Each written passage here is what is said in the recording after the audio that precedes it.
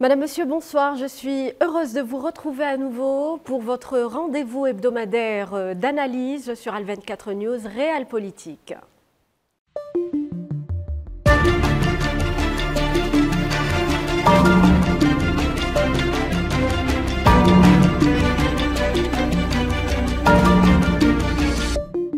Et c'est toujours avec plaisir qu'on retrouve professeur Mohamed Berkouk. Bonsoir. Bonsoir madame.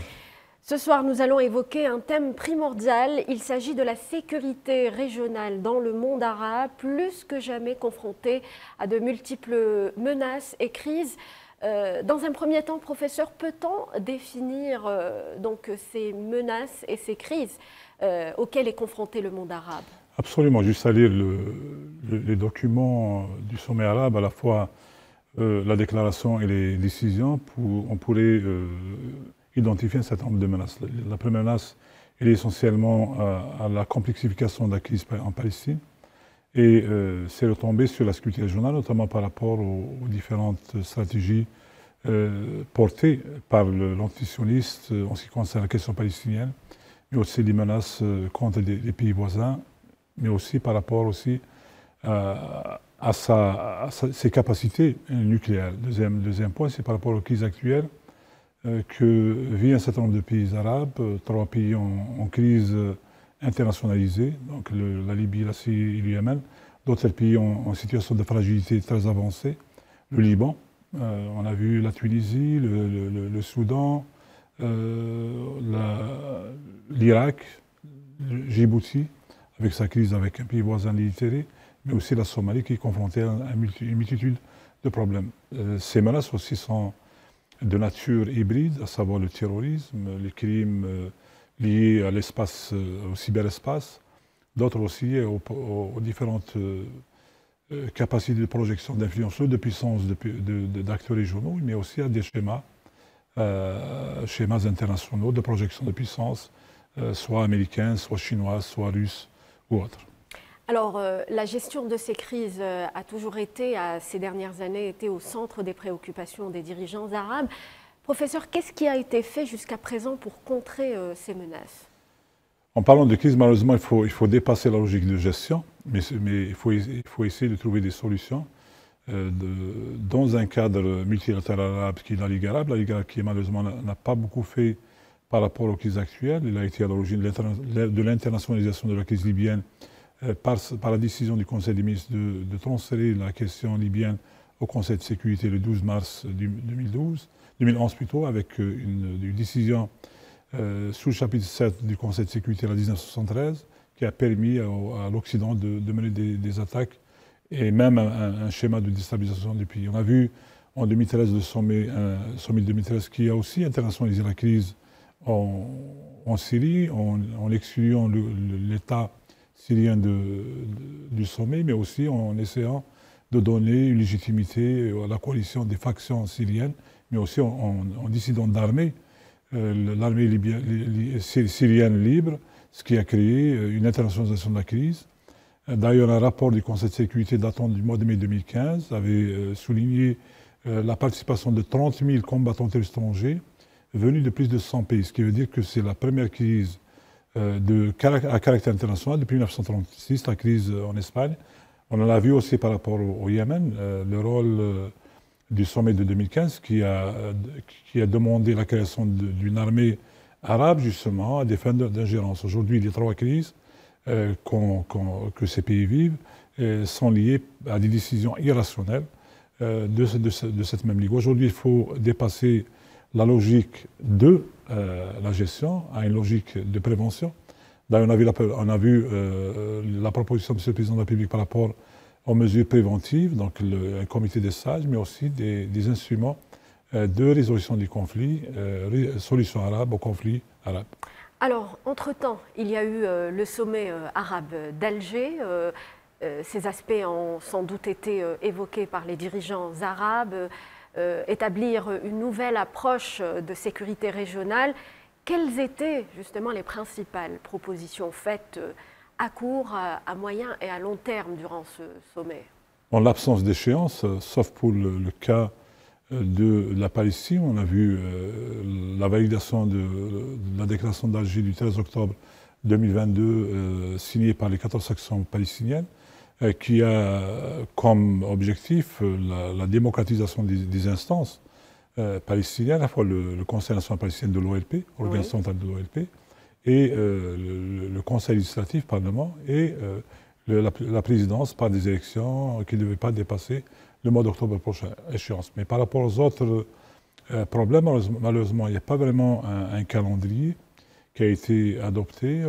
Pour la crise libyenne, on reste dans une logique de résolution par un dialogue politique inclusif et par l'organisation d'élections à la fois législatives et présidentielles, sans pour autant définir un délai.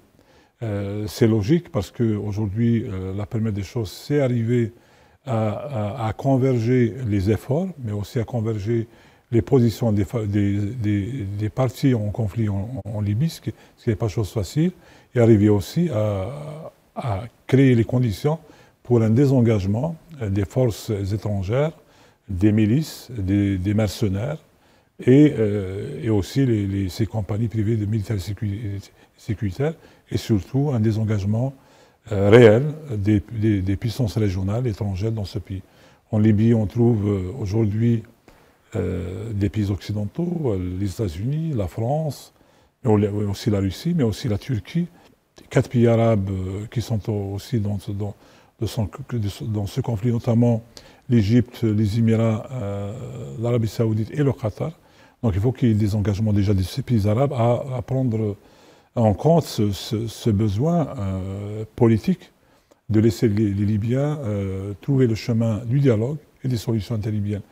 Par rapport aux crises en Syrie, c'est encore plus compliqué, parce qu'on voit dans ce pays, heureusement, la présence d'un État, des institutions, mais son incapacité à gouverner sur tout le territoire et à assurer sa sécurité. On voit en Syrie la présence de forces turques, américaines et russes, mais aussi de combattants étrangers et de groupes militaires alliés à Hezbollah ou à l'Iran. Donc, il y a une internationalisation de la crise qui nécessite plus d'efforts, mais aussi plus de désengagement de ces pays, chose qui est encore plus difficile.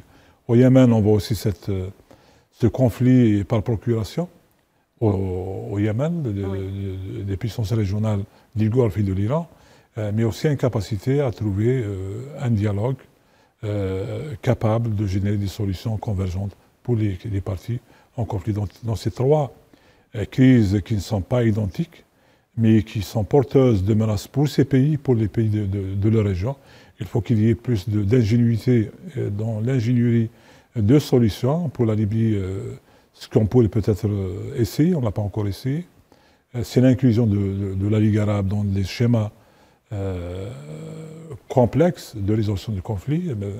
Il faut peut-être essayer le schéma du Mali, l'accord de paix d'Alger du 15 mai 2015, en essayant de mutualiser les efforts par un partage de savoir-faire. L'Algérie peut être le leader du groupe de négociation, comportant à la fois la Ligue arabe, l'Union africaine, les Nations unies, les 3 organisations régionales internationales, mais aussi des pays qui ont un intérêt dans ces pays, notamment. Faudrait-il que les pays arabes s'engagent à respecter justement ou à s'engager dans ces accords? Absolument. Il faut que les pays arabes s'engagent, mais aussi les autres pays se désengagent et que les parties libyennes sont plus conscientes de leurs responsabilités par rapport à leur choix politique de dialogue et de réconciliation, mais aussi par rapport à une volonté de développer une logique démocratique de résolution de leurs conflits. Alors vous avez parlé de plusieurs conflits ou crises qui sont différentes dans le monde arabe. On peut parler de ce conflit au Proche-Orient, la cause palestinienne qui était d'ailleurs au centre du sommet arabe d'Alger, avec les efforts de l'Algérie donc de créer ce consensus et de créer justement ce comité de suivi du processus du dialogue interpalestinien. C'est une initiative louable, on peut s'y inspirer pour les autres crises, professeur? Non, la question palestinienne est une situation à part. Donc on parle d'un pays, un peuple sous le joug colonial, un régime d'apartheid, comme elle a été qualifiée par le rapport d'Amnesty International, mais aussi un conflit qui a à la fois une portée locale, mais surtout une portée internationale, vu la responsabilité des Nations Unies dans la création de ce conflit en 1947 par le partage, le non-respect des engagements internationaux par l'antisioniste, et troisièmement, il y a aussi dans ce conflit cette volonté palestinienne d'unifier leur rang, mais aussi de créer, de développer un consensus opératoire. C'est le sens de la déclaration d'Alger du 13 octobre passé, qui portait 9 points. Les premiers points sont essentiellement liés à l'unification des rangs par la création d'un comité de suivi des secrétaires généraux des factions. Deuxièmement, c'est les élections démocratiques pour les 3 instants dont j'ai parlé. Et troisièmement, c'est aussi la création d'un sens commun pour un partenaire politique. Un partenaire politique, ça veut dire essentiellement un gouvernement d'unité nationale, mais aussi l'unification des visions par rapport aux négociations avec l'antisionisme. Le sommet d'Alger a entériné cette approche, l'a adoptée, notamment par la création de ce comité de suivi qui sera présidé par l'Algérie, mais aussi il y avait une proposition de M. le Président de la République en ce qui concerne l'accompagnement de la volonté palestinienne pour devenir membre de plein droit des Nations Unies par la création d'un comité de contact et de suivi pour rallier plus de reconnaissance de l'État palestinien, mais aussi pour appuyer la demande palestinienne, parce que dans la Charte des Nations Unies, le processus est un peu compliqué. Oui. Donc il doit y avoir une demande des Palestiniens avec une lettre de garantie de respect de la Charte des Nations Unies. Deuxièmement, il faut qu'il y ait aussi une validation par le Conseil de sécurité 9 sur 15, sans qu'il n'y ait aucun veto. Donc c'est quelque chose qui est difficile, vu l'alliance entre les États-Unis et l'antisionisme par rapport à cette question. Troisième chose qui n'est pas très difficile, c'est un vote d'au moins 130 États au niveau de l'Assemblée générale pour ce droit des Palestiniens à devenir membres de plein droit. Cette vision algérienne partagée par les pays arabes est une vision que doivent les Arabes défendre au niveau du Conseil de sécurité, mais aussi doivent aussi la promouvoir à l'échelle internationale, notamment auprès de quelques pays européens qui n'ont pas encore reconnu l'État palestinien. Alors, on va parler de toute autre chose, des crises hybrides. Vous en avez parlé, le monde arabe est toujours confronté à ces crises, à la tête de ces crises, donc il y a le terrorisme. Le monde arabe n'en a pas encore fini avec ce phénomène, professeur. Absolument. Quels sont les mécanismes à enclencher justement ou sur lesquels on peut se référer pour justement en finir avec le terrorisme? Il faut dire dès le départ que le terrorisme dans le monde arabe n'est pas un phénomène domestique. C'est un phénomène qui est lié aux conditions et desseins géopolitiques, mais aussi on voit dans des situations soit en Irak ou en Libye ou même surtout en Syrie, beaucoup de combattants étrangers, donc des acteurs internationaux, exogènes, qui portent ces projets de déconstruction des États. Et il y a deux textes très révélateurs, significatifs. Le premier, c'est de Hillary Clinton, dans le chapitre 2 de son livre mémoire, Hard Choices, où dans le chapitre 2, il parle essentiellement de cette responsabilité américaine par rapport aux CTE, combattants étrangers, en Syrie. Il faut dire aussi que les CTE étaient une création des services occidentaux depuis 1982, notamment dans la région. Donc c'est un livre d'un ancien responsable de la CIA, Peter Scott, la route vers le nouveau désordre mondial. Il parle essentiellement de la création d'entreprises terroristes. Aujourd'hui, on voit Al-Qaïda qui a été créé en Afghanistan, mais aussi Daesh qui a été créé en Syrie. Aujourd'hui, on voit ce qu'on appelle les points de contact géopolitiques de notre région arabe et sont des régions totalement contaminées par la violence. Le Sahel, par exemple, où il y a une multitude d'acteurs terroristes, soit liés à Al-Qaïda ou à l'État islamique, mais aussi d'autres acteurs qui sont en train de se développer en liant à la fois ethnie, donc identité partielle, mais aussi doctrine terroriste à essence essence religieuse, donc qui sont en train aussi de se projeter un peu partout. Donc le terrorisme est un phénomène récurrent, malheureusement encore très dangereux dans notre région.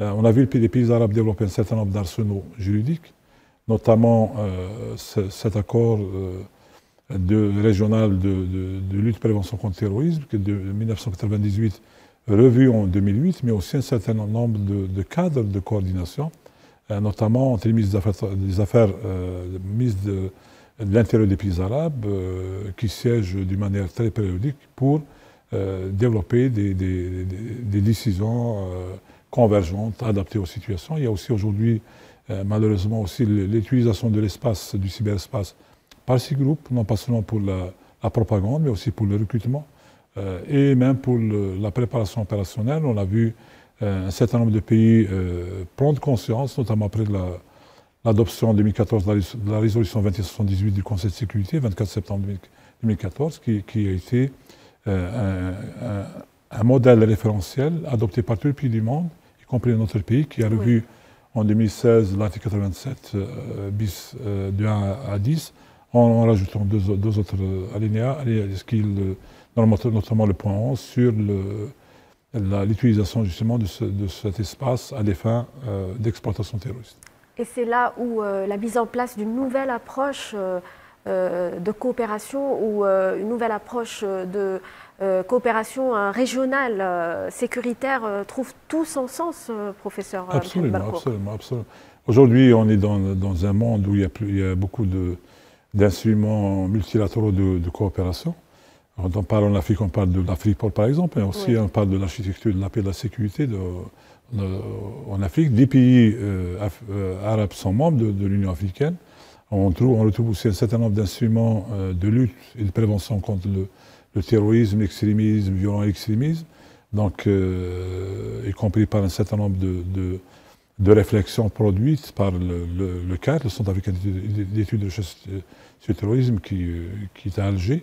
Un certain nombre d'instruments d'audit et d'évaluation de ces politiques en Afrique. On doit avoir la même chose dans le monde arabe parce qu'aujourd'hui, le conflit en Syrie n'a pas seulement contaminé l'Irak ou vice-versa, mais aussi les pays de la région. Il faut rappeler nos téléspectateurs qu'il y a de ça 3 ans, plus de 150 CTE en provenance de cette région ont été pratiquement repérés et puis refoulés pas loin de nos frontières au sud. Et il y a un certain nombre de ces CTE qui ont été aussi arrêtés au niveau de la frontière entre la Mauritanie et le Sénégal. Donc c'est un phénomène qui est transnational, mais avec des effets dévastateurs sur tous les pays de la région.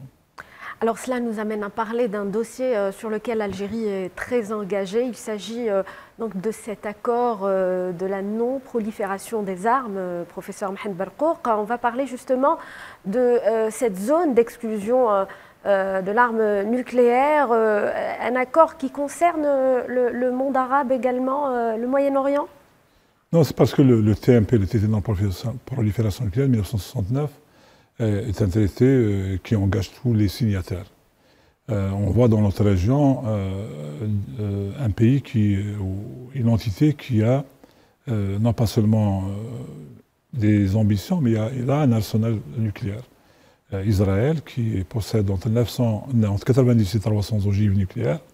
C'est un projet, un plan, une stratégie qui n'a pas débuté en 1986, lorsque un des ingénieurs du projet, Mordechai Vanunu, avait divulgué ce projet, mais les Israéliens avaient déjà participé en 1960 aux essais nucléaires français à Ergen, donc Gerboise Bleu, et c'est une entité qui utilise ce qu'on appelle dans le jargon stratégique une stratégie d'ambiguïté nucléaire, c'est-à-dire qu'elle ne nie pas avoir de l'arme, sans pour autant en reconnaître. Et malheureusement, au niveau de l'AUA, l'antisionisme n'est pas signataire du TNP.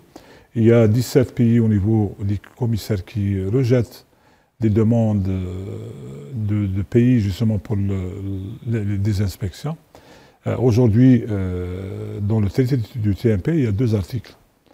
L'article 4, c'est le droit des États à accéder aux technologies nucléaires à usage pacifique. Donc, les technologies nucléaires sont essentiellement l'utilisation d'isotopes nucléaires, soit en médecine ou dans le domaine agricole, même dans le dessalement de l'eau de mer, par exemple. Oui.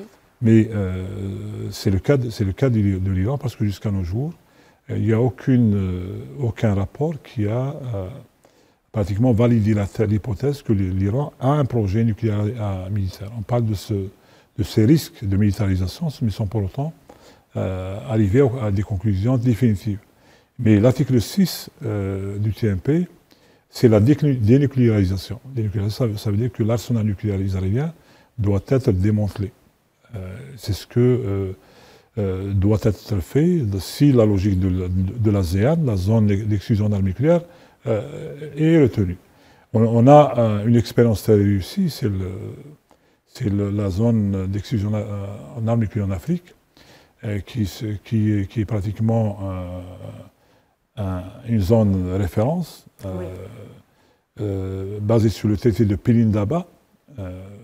Pelindaba, c'était la centrale nucléaire à usage militaire en Afrique du Sud, qui a été démantelée lors de la présidence de Mandela. D'ailleurs, cette centrale a été à l'origine des essais nucléaires de 1978-19 par l'Afrique du Sud et Israël en Atlantique du Sud. Donc c'est là, il y a toute la symbolique justement de cette zone. Malheureusement aujourd'hui, avec ce parrainage américain occidental d'antisionisme, il serait difficile de mettre en œuvre cet objectif et cette stratégie qui est très légitime et très louable. On ne pourrait pas prévoir donc des accords on va dire, négocier, par exemple, professeur? Aujourd'hui, malheureusement, parce que c'est dénucléarisé, ça veut dire essentiellement que l'antisioniste décide de démonter son projet, son programme, et aussi démonter son arsenal, chose qui n'est pas possible vu la doctrine militaire l'antisioniste, qui est une doctrine totalement agressive, basée sur la suprématie stratégique. Donc l'arme nucléaire constitue un élément de cette stratégie. Merci professeur Mohamed Berkour pour cet éclairage. Merci à vous, chers téléspectateurs, de nous avoir suivis. Restez sur Al 24 News. Je vous retrouve la semaine prochaine. Un nouveau numéro de Réal Politique.